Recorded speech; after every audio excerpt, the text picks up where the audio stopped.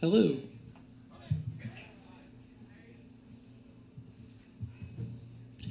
It is 3 p.m. and we are pretending to be engaged. This story begins at 3 p.m. because that's the only distinctive clock time I can and will remember.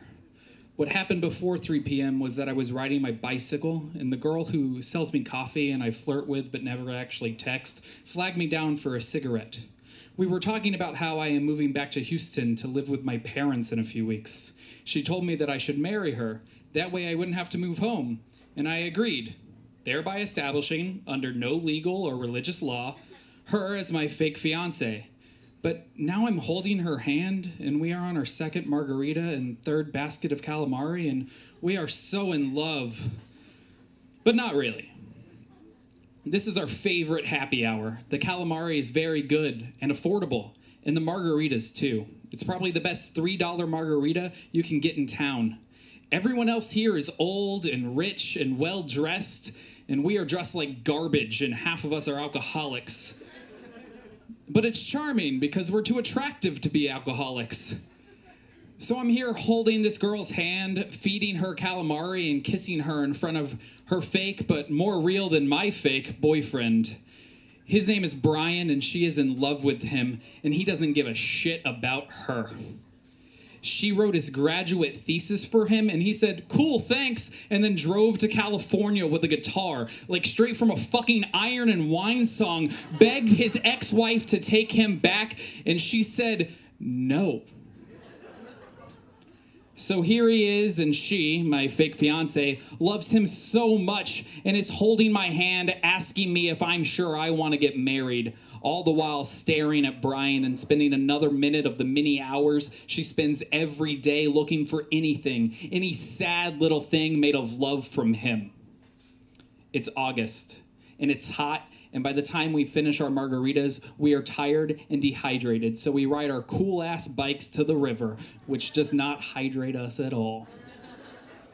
We swim and make a place to lie down. My fake fiance and I entangle ourselves, and I'm running my fingers through her leg hair, telling her I just love her kitten fur, and this lulls her to sleep. I lie back down and put a huge hard copy of the collected poems of Kenneth Koch over my face to hide the sun and fall asleep. We get up, and I feel less drunk. Maybe this is the time when I should go home. I'm really close to my house. I really should just go home.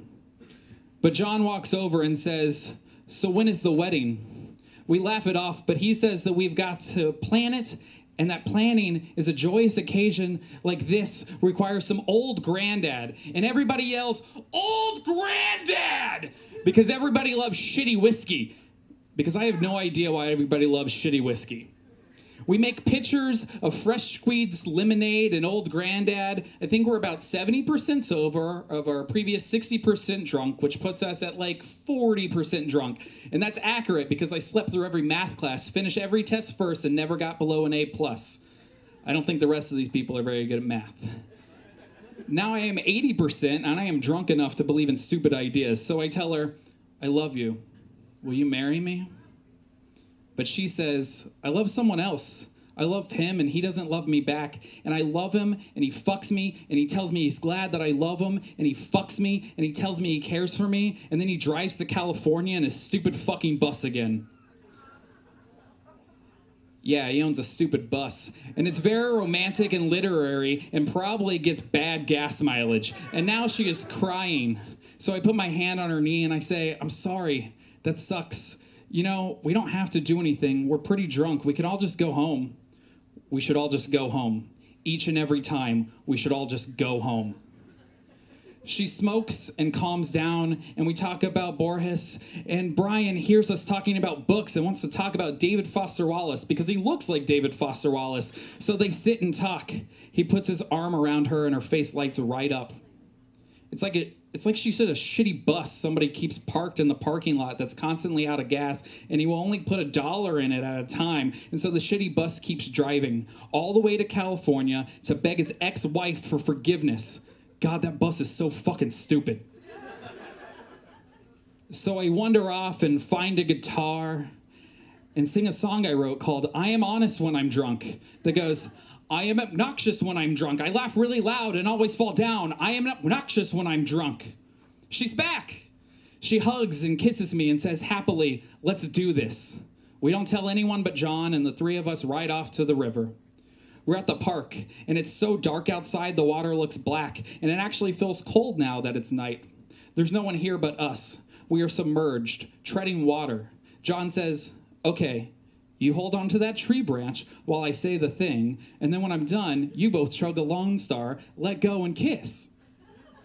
I grip the branch that hangs above the water next to her hand, gripping onto it, and John says that he now pronounces us husband and wife, and then we each chug the Lone Stars, let go, and our mouths meet, and we take off in the tide, secure in each other's arms, half spitting up Lone Star foam and half making out. We get out at the other end of the park, and she calls me husband. I call her my child bride, which is funny because she's older than me. We are nuzzled in, pressed into one another, sitting in front of a MacBook Pro taking our wedding photos, announcing how happy we are and look, how drunk we are and look, and how in love we are. We dance to the Squirrel Nut Zipper song, Plenty More. The lyrics go, all the girls are monsters, all the boys are whores, so when you lose the one you love, there's always plenty more. I am blacking out. I black out. It's morning, and my head hurts. She is not here. Through the open door of Brian's room, I see this beautiful girl, half naked, sleeping next to him. I don't know who she is. I make another drink because I'm young and I can drink in the morning, and I go outside. It's bright, and I feel sick. I'm just going to sit here, sipping my drink in the heat, wondering where she went and if we'll ever consummate our marriage. I doubt it.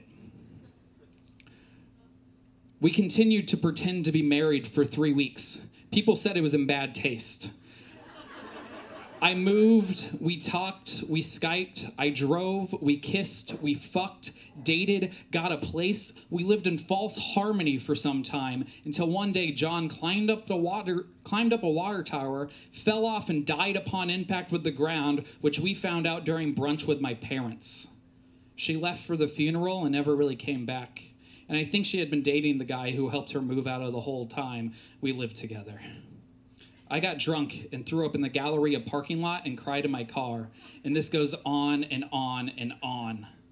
Later, I went to her wedding, her actual wedding. But now she is getting an actual divorce. And she wonders why anyone would actually let her get married. Because it seemed like a good idea. That's why. Everything seems like a good idea. So if time is a river, it's man-made. And it's mostly just built of dams. It doesn't flow on and on. You just spend your days stuck in a stagnant pool at the edge of the dam, waiting for it to open so you can swim for a few days and wait at the edge of another dam, thinking about the salmon on the other side. But I am not a fish, and I don't know shit about rivers or salmon or time, really. But aren't all rivers man-made now? Do you know what I mean? I don't.